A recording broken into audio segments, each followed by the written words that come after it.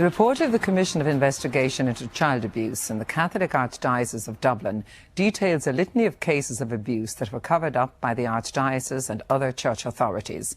The report finds the Archdiocese was preoccupied with the maintenance of secrecy, the avoidance of scandal, the protection of the reputation of the Church and the preservation of its assets.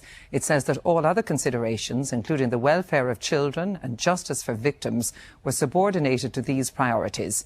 Cardinal Sean Brady said he was shocked and shamed by the report. The Minister for Justice, Dermot Ahern, spoke of his revulsion at the findings. 3 years in the making, 700 pages long, the Commission's report is a shocking litany of abuse and failures. It examines the Dublin Archdiocese's handling of complaints of abuse made by 320 children against a sample of 46 priests between 1975 and 2004, 11 of whom have been convicted. But in total it received allegations about 183 priests. One of the priests admitted sexually abusing over 100 children. Another admitted abusing on a fortnightly basis over 25 years.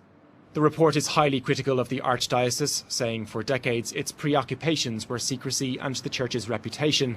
It says the Archdiocese didn't implement canon law and did its best to avoid applying the laws of the state. There was little or no concern for the welfare of the abused child or for the welfare of other children who might come into contact with the priest. There was a don't ask, don't tell attitude. Complainants were often met with denial, arrogance and cover-up, and with incompetence and incomprehension in some cases.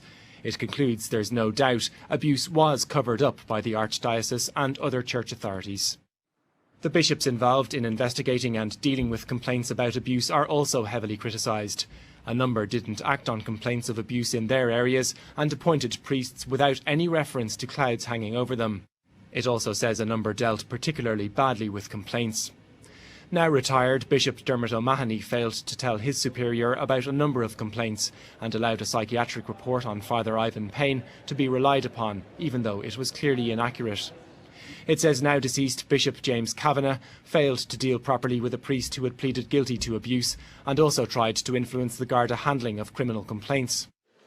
And it says the failure of Bishop Donal Murray, now Bishop of Limerick, to investigate a particular allegation was inexcusable.